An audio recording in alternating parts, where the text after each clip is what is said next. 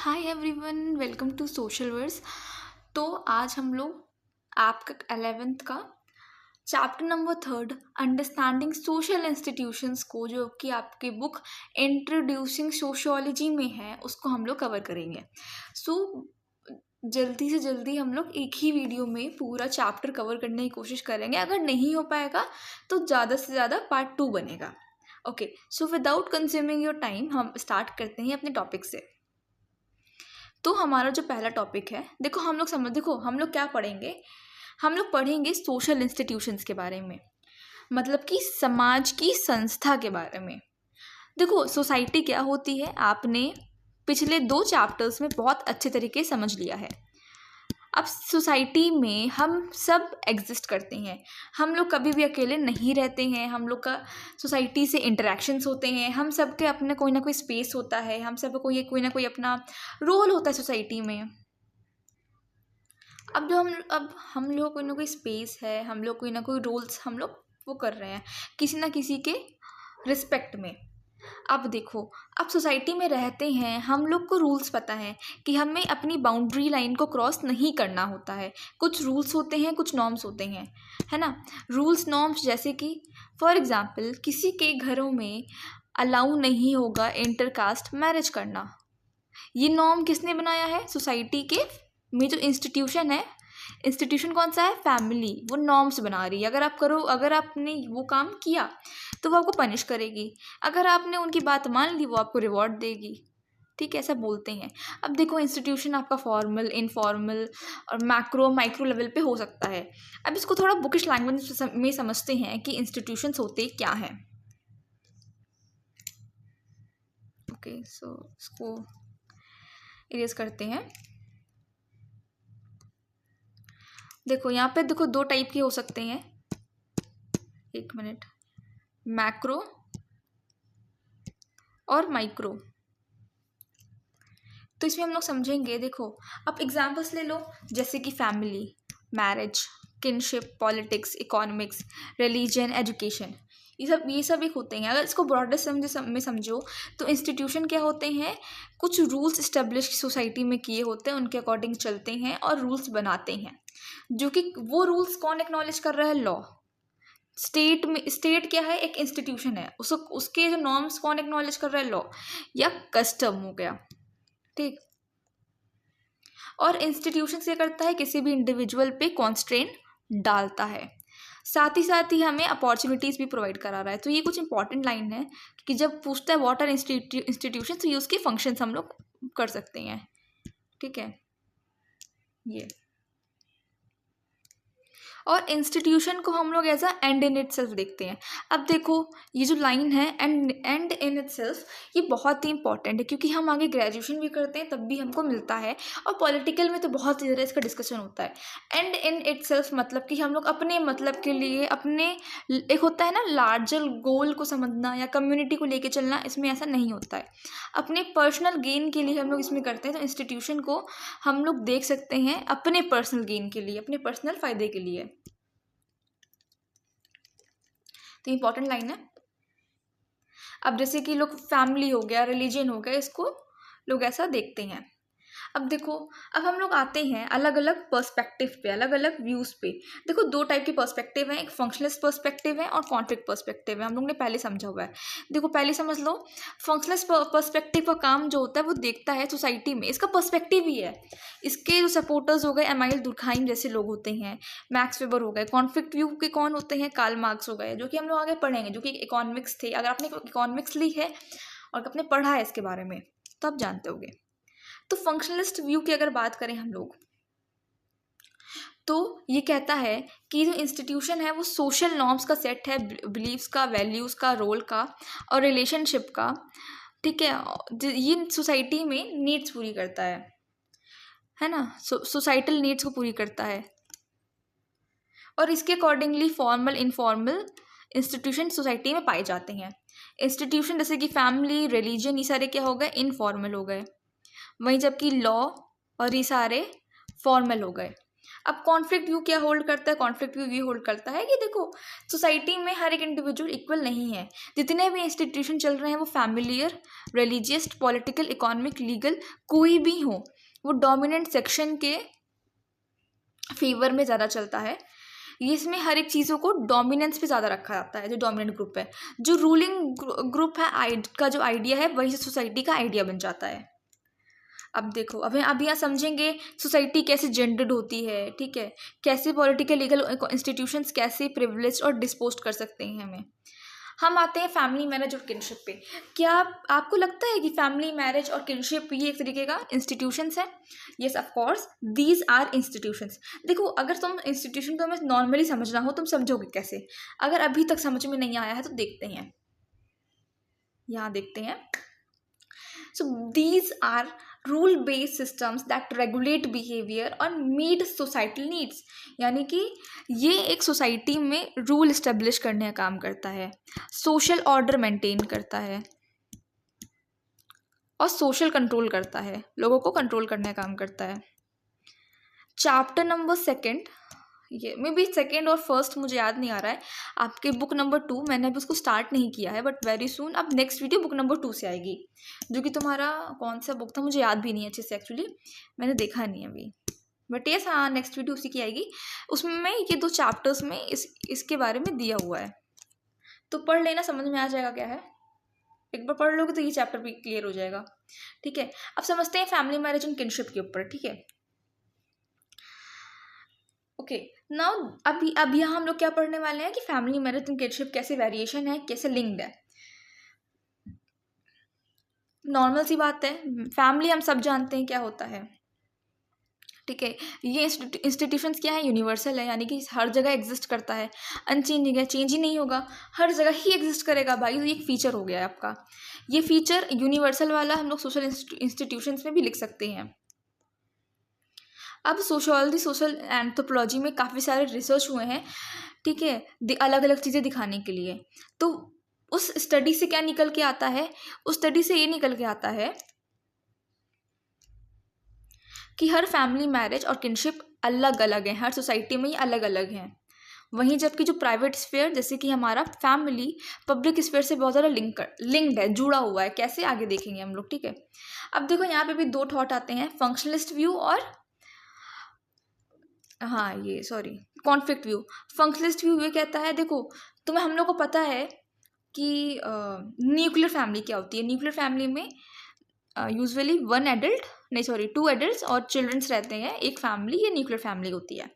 तो वो ये कहते हैं सोसाइटी की बेसिक नीड को पूरी करने के लिए, सोसाइटी क्या करती है, हमारी बेसिक नीड्स पूरी करती फैमिली करती है, सोशल ऑर्डर को मेंटेन करने का काम करती है। और फंक्शनल पर्सपेक्टिव ये करता है कि मॉडर्न इंडस्ट्रियल सोसाइटी में, मॉडर्न इंडस्ट्रियल सोसाइटी का मतलब जो अभी का चल रहा है, दौर चल रहा है, जहाँ पे बहुत सारा कंपटीशन है, जहाँ पे बहुत सारा रश है, जहाँ पे एनोनिमिटी बहुत ज़्यादा है, जहाँ पे एक्सपेंसेस बहुत ज़्यादा है, उस टाइम पे न्यूक्लियर फैमिली ही ज़्यादा बेटर रहेगी। और ये तब काम करेगी जब विमेन घर को देखेंगी और आदमी बाहर काम करेंगे। अब ये थोड़ा कंट्रोवर्शियल व्यू है, किसका व्यू है? सिंह, जो ये है, चल नहीं रहा है यार मेरा पेन। तो ये क्या है, ये सोशियोलॉजिस्ट है, इनका सरनेम, जैसे कि हम लोग पढ़ेंगे कार्ल मार्क्स वेबर, गिडिंस हो गए, ठीक है, इन सब का ऐसा नाम लिखा रहेगा, सरनेम लिखा रहेगा, ठीक है। इंडिया में तो जैसे हम लोग क्या, तो इन लोग क्या सरनेम अलग होते हैं, लाइक कार्ल मार्क्स के, मैक्स वेबर के, तो हम लोग को लगता है नाम है, नो, इट्स अ सरनेम। अब उनका ये कहना है कि न्यूक्लियर फैमिली तब होगी जब फंक्शनलिस्ट के द्वारा, जब वुमेन मतलब घर में रहेंगी। और न्यूक्लियर फैमिली बेस्ट है फॉर इंडस्ट्रियल सोसाइटी के लिए, ऐसी फैमिली में। अब देखो, अब ये जो बुक की लाइन है वो स्पेसिफाई नहीं कर रहा है, यहाँ पे जेंडर रोल का स्पेशलाइजेशन नहीं है ना। यहाँ पे ये कह रहा है कि एक बाहर काम करेगा वहीं, जबकि दूसरा सेकंड एडल्ट घर को देखेगा।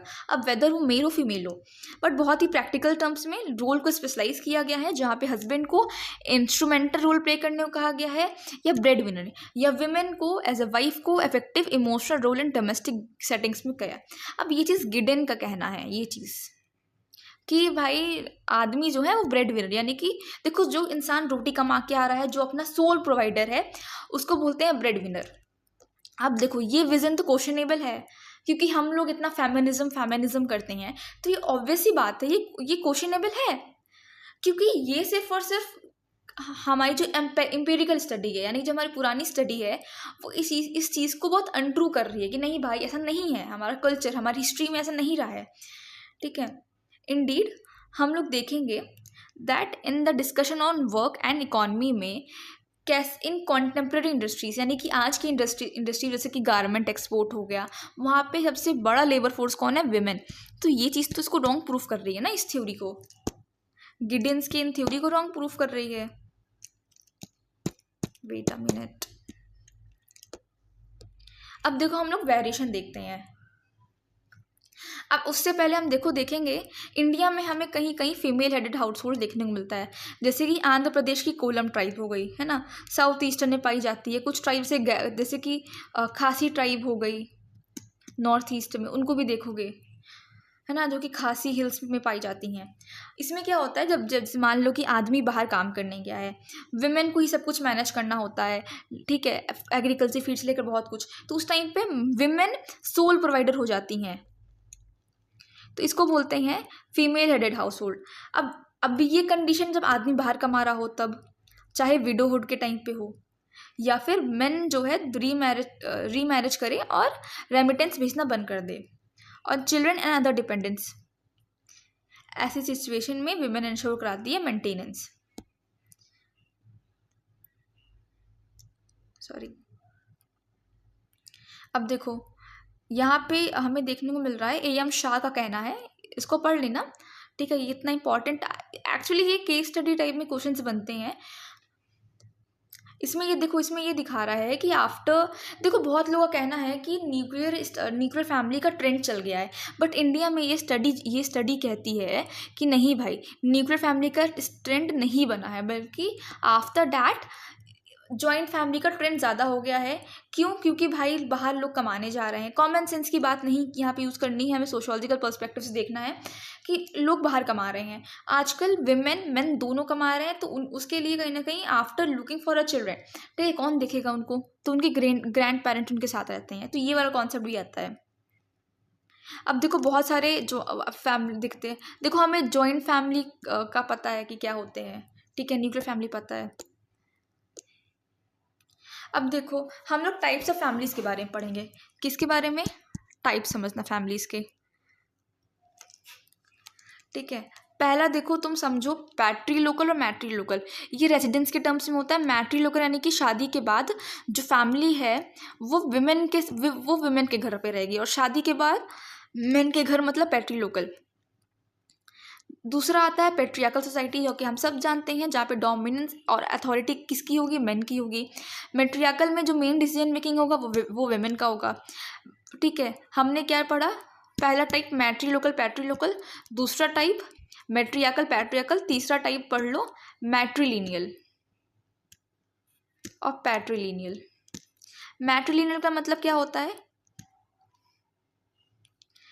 देखो समझो कि यानी कि जो भी जनरेशनल वेल्थ है, एक होता है ना कि अभी तो पैट्रिलिनियल चल रही है, यानी कि जो सरनेम कैरी करना या फिर कुछ भी, देखो वो अगर मान लो कोई इंटरकास्ट कर रहा है तो ऑब्वियस ही बात है वो फादर का ही यूज़ करता है वो बच्चा, या फिर जो वेल्थ होती है वो उसको ही मिलती है। विमेन अपनी वेल्थ कैरी नहीं कर सकती हैं, ऐसा हम लोगों के धर्मशास्त्र धर्मसूत्र में भी लिखा हुआ है। पता नहीं, बहुत ही कॉन्फ्लिक्टिंग बातें हैं ये, मुझे नहीं लगता, बट ठीक है, दिस इज मैट्रिलिनियल सोसाइटी कि वो एग्जिस्ट नहीं करती है, हमें नहीं लगता एग्जिस्ट करती है। अब देखो फैमिली क्या होती है, अदर स्फेयर से भी लिंक्ड होती है। मैंने पहले बोला है कैसे, देखो हम लोग एवरीडे लाइफ में देखें है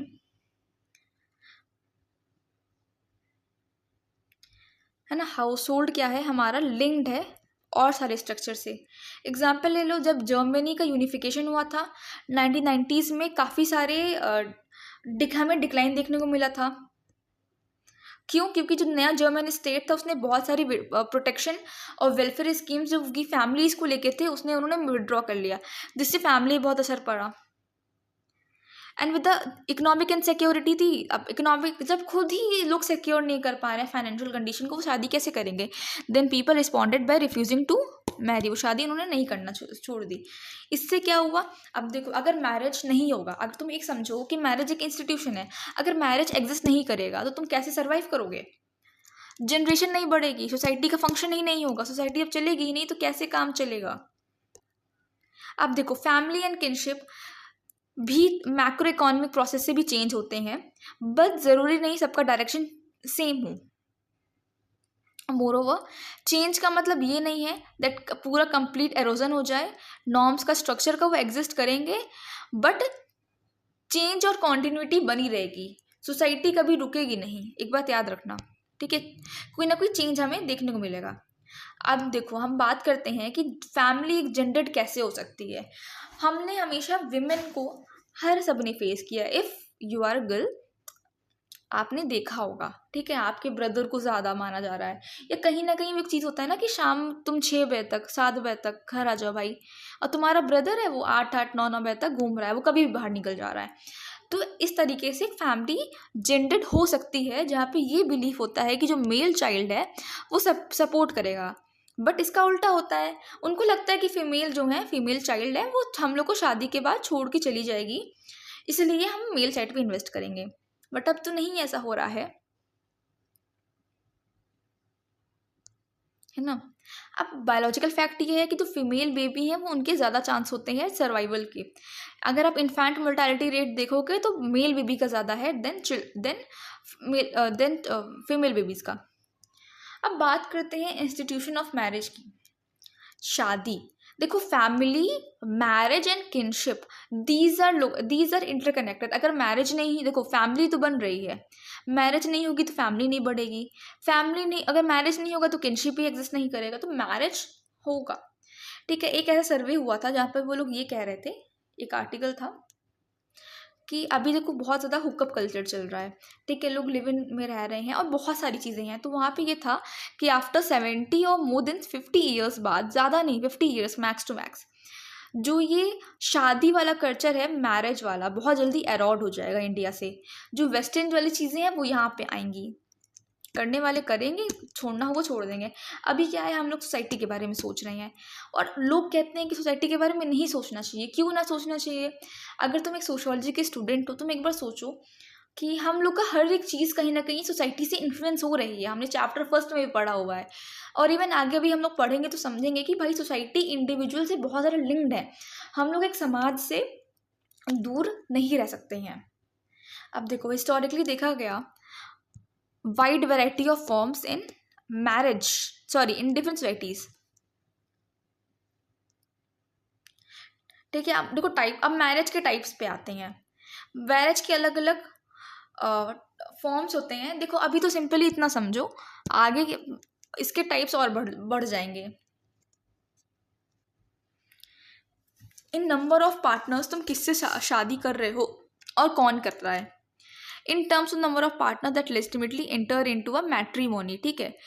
इस टाइप में हमें दो फॉर्म है, मोनोगैमी और पॉलीगैमी। मोनोगैमी क्या करता है, यानी कि एक इंडिविजुअल एक टाइम पे एक ही स्पाउस रख सकता है। इस सिस्टम में चाहे मैन एक टाइम पे, मतलब इसके बाद तुम दूसरी शादी कर लो भाई, एक डेथ हो गई तो दूसरी शादी कर लो, डिवोर्स हो गया दूसरी शादी कर लो, बट एक टाइम पे एक हस्बैंड या एक वाइफ रहना, इस मोनोगैमी। पॉलीगैमी में क्या होता है, जहाँ पे हस्बैंड एक वाइफ रख रहा है, हाँ। और मोनोगैमी जहाँ पे वाइफ एक से ज़्यादा हस्बैंड रख रही है, सॉरी। मोनोगैमी, पॉलीगैमी बहुत ज़्यादा परमिटेड है, लोग करते हैं, बट मोनोगैमी उतना प्रेवलेंट नहीं है, बट ठीक है। बहुत सारे सोसाइटीज़ में इंडिविजुअल्स आप मैरी करते हैं even after the death of first spouse और after divorce, but they can not have more than one spouse at one time at such time. ऐसा लीगली भी नहीं है कि हम लोग एक टाइम पे शादी कर सकते हैं, अब वो सबके लिए एक कर दिया गया है, ठीक है? ये सब इम्पॉर्टेंट है, इसको बहुत अच्छे से पढ़ना।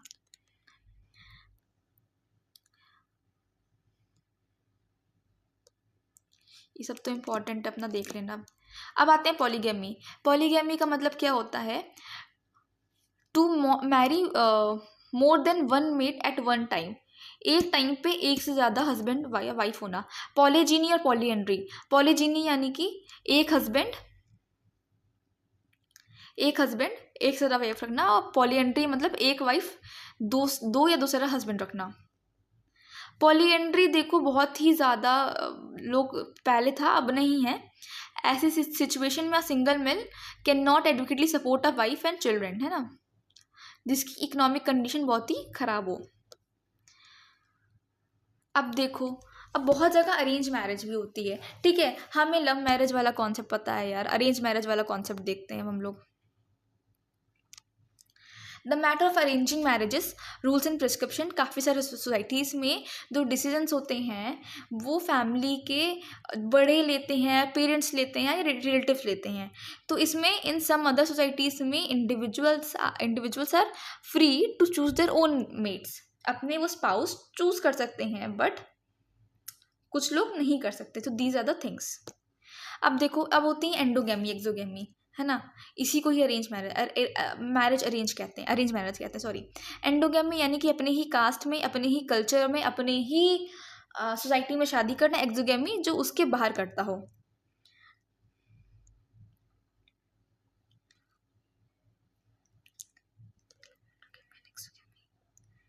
एंडोगेमी में क्या होता है, एक इंडिविजुअल क्या करता है, कल्चरली डिफाइंड ग्रुप में शादी कर रहा है, लाइक सेम कास्ट में। एक्सोगेमी क्या होता है, एंडोगेमी का रिवर्स होता है, जहाँ पे इंडिविजुअल आउटसाइड अपने ग्रुप के शादी करता है। Endogamy and exogamy are in reference to certain kinship unit such as clan, caste, racial, ethnic और रिलीजियस ग्रुप के बाहर शादी कर रहा है। तो और गांव वगैरह में एक्सोगेमी प्रैक्टिस होती है, मतलब कि देखो अपने तुम बाहर ही शादी करो, यानी कि अपने तुम शहर के बाहर शादी कर लो, वो भी एक्सोगेमी में आता है। विलेज एक्सोगेमी में ये इंश्योर कराते हैं कि जो डॉटर्स हैं वो शादी करेंगी फ्रॉम फार देन विलेज और far from their home. This arrangement ensured smooth transition and adjustment of the bride into affinal home without interference of her kinsmen। इससे क्या होता है कि जो उसके घर वाले हैं वो इंटरफेयर ना करें उसमें।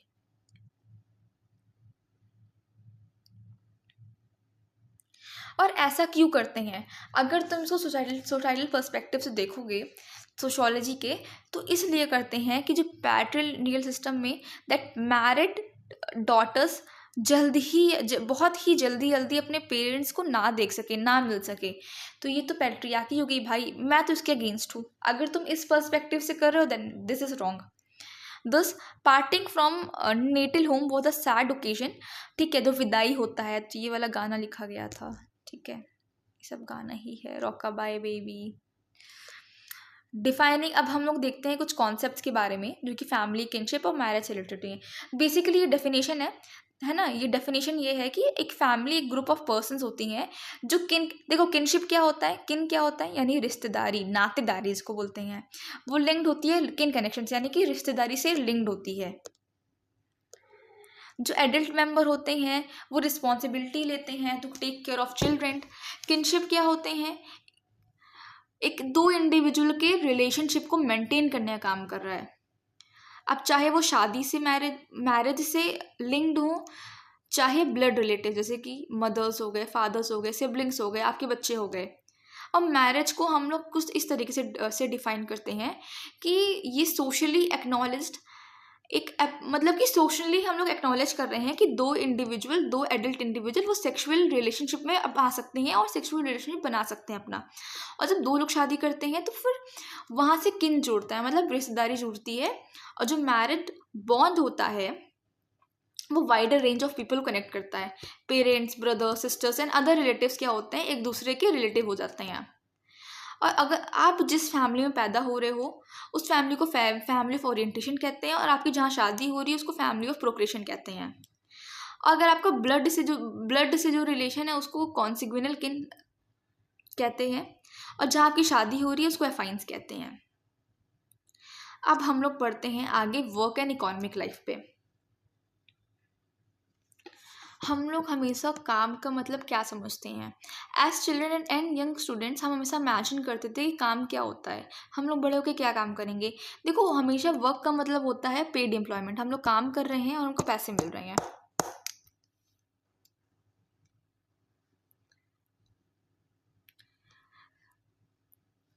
Okay, so many type of, देखो बस सिंपली हम लोग ऐसा बोल रहे हैं कि बहुत सारे काम ऐसे होते हैं जिसमें हम लोग को पेमेंट नहीं मिलती है। बहुत सारे काम होते हैं जो कि इनफॉर्मल इकोनॉमी में होते हैं। फॉर एग्जाम्पल कोई भी काम कर रहा है बट उसको ऑफिशियल एम्प्लॉयमेंट स्टैटिक्स में लिखा नहीं गया है। द इनफॉर्मल इकोनॉमी होती है refers to transaction outside the sphere of regular employment के अलावा। यानी कि देखो, रेगुलर एम्प्लॉयमेंट यानी कि तुम्हें महीने के इतने पैसे मिल रहे हैं, उसके अलावा कोई किसी की दुकान पे काम कर ले रहा है, कोई किसी के घर पे काम कर ले रहा है, तुम इस दिन जा रहे हो, तुमको 100 रुपये मिल रहा है, तुमको 200 मिल रहा है, तो ये रेगुलर एम्प्लॉयमेंट के बाहर आता है। ठीक है। या फिर कभी कभी तुम्हें क्या हो गया, कैश के बदले में तुम्हें सर्विस प्रोवाइड हो गई। देखो, ऐसे ही ना एक कॉन्सेप्ट होता है जजमानी सिस्टम करके, जजमानी सिस्टम, जो कि आगे में इस साल नहीं, मे बी ग्रेजुएशन वगैरह में पढ़ाया जाएगा, या मे बी ये चीज़ें, हाँ जजमानी सिस्टम है, 12th में है, क्वेश्चंस भी आते हैं उससे। बट कभी कभी डायरेक्ट एक्सचेंज होता है गुड्स और सर्विस का, कि हाँ भाई तुम मेरा ये काम कर दो, मैं तुम्हारा ये काम कर दूंगा। ये चीज़ें it's like a barter system, जो कि जजमानी में भी होता था। नाउ हम लोग वर्क को डिफाइन कर सकते हैं, चाहे वो पेड हो चाहे अनपेड हो, ऐसा टास्क जिसमें आप अपना मेंटली और अपने आप को फिजिकली किसी के सामने रख रहे हो, फिजिकल एफर्ट दिखा रहे हो, मेंटल एफर्ट दिखा रहे हो, और जिसका ऑब्जेक्टिव क्या है कि हमें गुड्स या सर्विस किसी को देना है, प्रोड्यूस करना है, जिससे ह्यूमन की नीड्स पूरी हो सके। Now modern forms of work and division of labour. अब किस किस नए तरह के काम हैं, क्या कैसी लेबर का डिवीज़न हो रखा है। देखो, pre modern form of societies में जो मोस्ट ऑफ पीपल होते थे वो फील्ड में काम करते थे, या फिर जो लाइव स्टॉक होते थे, जैसे कि होता ना कि गाय भैंस पाल लिया, बकरी चरा ली, इसको लाइव स्टॉक कहते हैं, इनको देखते थे। बट इंडस्ट्रियल डेवलप्ड सोसाइटी में बहुत ही कम प्रपोर्शन ऑफ पॉपुलेशन है जो एग्रीकल्चर और फार्मिंग में इस टाइम पे हैं, बिकॉज ये सब अब आजकल इंडस्ट्रियलाइज्ड हो गया है। आज के टाइम पे सब मशीन्स के द्वारा हो रहा है रादर देन ह्यूमन हैंड के द्वारा। इन अ कंट्री लाइक इंडिया, जो लार्जर शेयर ऑफ पॉपुलेशन है वो आज भी रूरल और एग्रीकल्चर में इन्वॉल्व है। इंडिया में अदर ट्रेंड्स भी देखने को मिल रहा है। ठीक है, हमें कहीं ना कहीं गांव वगैरह को छोड़ के आगे बढ़े तो हमें सर्विस सेक्टर में भी काफ़ी इम्प्रूवमेंट देखने को मिली है। देखो, इकोनॉमिक सिस्टम में सबसे अलग हमारे मॉडर्न सोसाइटी में हमें एक कैरेक्टरिस्टिक देखने को मिलता है, जो कि highly complex division of labour, यानी कि हर एक काम को बांट दिया गया है कि ये लेबर ये काम करेगा। ठीक है, फॉर एग्जांपल एक शूज़ बनाने की कंपनी है, तो लेदर कोई और लाएगा, ठीक है, सप्लाई कोई और करेगा, बनाएगा कोई और, ठीक है, उसमें बहुत मतलब प्रोसेस बांट दिए गए हैं। इसी को बोलते हैं डिवीजन ऑफ लेबर। वर्क को क्या है, डिवाइड कर दिया गया है नंबर ऑफ डिफरेंट ऑक्यूपेशंस में, जिसमें लोग स्पेशलाइज हैं। ट्रेडिशनल सोसाइटीज़ में जो नॉन एग्रीकल्चर वर्क होता था, जैसे कि क्राफ्ट में मास्टरी हो गई, craft skills were learned through a lengthy period of apprenticeships, and the worker normally carried out all aspect of the production process from the beginning to end। यानी कि पहले के टाइम पे जो क्राफ्टमैनशिप होती थी, जो काम करते थे वो लोग, वो सब काम स्टार्टिंग से लेकर एंड तक एक ही पर्सन कैरी करता था। आप लोग देखे होंगे, सुना होगा आप लोगों ने, यहाँ पे कुछ कॉम्प्लेक्स डिवीजन ऑफ लेबर यानी काम बांटने वाला कोई ऐसा काम नहीं था। मॉडर्न सोसाइटीज़ में हमें क्या देखने को मिल रहा है, लोकेशन ऑफ शिफ्ट। अब देखो, यहाँ पे ना क्वेश्चन कुछ इस टाइप के आ सकता है कि अब अच्छा पहले टॉपिक कवर कर लेते हैं, फिर आगे थोड़ा इसको रिवाइज कर लेंगे। इंडस्ट्रियल सोसाइटी से पहले जो सारे काम होते थे वो पहले घर पे होते थे, बट ठीक है, कलेक्टिवली लोग एक साथ करते थे by the all members of house hold. अब क्या है, इन इंडस्ट्रियल टेक्नोलॉजी में मशीनरी ऑपरेशन है, ठीक है, किस पे चल रही है? इलेक्ट्रिसिटी पे, कोल पे, जो कि घर पे ये काम नहीं हो सकता है, फैक्ट्रीज पे होता है। और कौन ओन करता है? कैपिटलिस्ट एंटरप्रेन्योर्स, जो कि मेन फोकल पॉइंट बन गए हैं। यहाँ से कैपिटलिस्ट वाली थ्योरी आती है कार्ल मार्क्स की। कार्ल मार्क्स इसके अगेंस्ट है। और महात्मा गांधी की भी एक थ्योरी है, जो कि महात्मा गांधी भी कहीं ना कहीं कार्ल मार्क्स से वो रिजेंबल करते हैं, बट उनकी थोड़ी थ्योरीज अलग हैं। वो सेल्फ एम्प्लॉयड पे बात करते हैं महात्मा गांधी। और कार्ल मार्क्स तो पूरे तरीके से ही बुर्जुआसी क्लास हो गए, ठीक है, इन सबको थोड़ा सा ज़्यादा सपोर्ट करते हैं।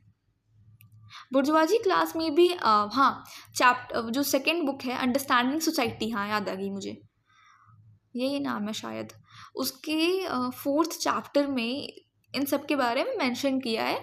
ठीक है, वो हम वो भी कवर कराएंगे। बहुत इंटरेस्टिंग चैप्टर है, जहाँ पे आपको 4 वेस्टर्न सोशोलॉजिस्ट के बारे में पता चलेगा। इंटरेस्टिंग है। और सेकंड जो उसके बाद का चैप्टर है इंडियन सोशोलॉजिस्ट, वो और ज़्यादा इंटरेस्टिंग है। क्यों? क्योंकि भाई उसमें बहुत अलग अलग टाइप के तुम्हें इंडियन सोशोलॉजिस्ट के बारे में पता चलेगा। बेसिकली हम जो सिलेबस पढ़ते हैं वो थोड़ा सा वेस्टर्नाइज्ड है, और हम लोग थोड़ा वेस्टर्न कल्चर की ओर से पढ़ते हैं। हम लोग इंडिया के पर्सपेक्टिव से बहुत ही कम पढ़ते हैं। इन फ्यूचर पढ़ेंगे। न्यू एजुकेशन पॉलिसी लगी तो है, पढ़ाना तो चाहिए अब। Now people seeking jobs in factories, जहाँ पे स्पेशलाइज्ड टास्क होते हैं और उस काम के पैसे मिलते हैं। मैनेजर्स सुपरवाइज करते हैं उनके टास्क को, जिससे वर्कर की प्रोडक्टिविटी एनहांस हो सके और डिसिप्लिन एनहांस हो सके। एक और फीचर होता है कि anonymous expansion of economic interdependence, लोग डिपेंड हो गए हैं। हम लोग कहीं ना कहीं अदर वर्कर्स पे अपने काम के लिए डिपेंड हो चुके हैं, अपने लाइफ को सस्टेन करने के लिए।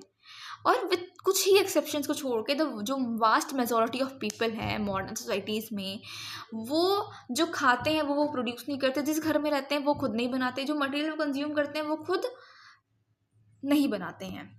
अब देखो वर्क हमने समझ गया ना ये कि इंडस्ट्रियल, तुम देखो बहुत नॉर्मल समझना। तुम अपने 2 एग्जाम्पल ले लो, ठीक है, 1 मिनट,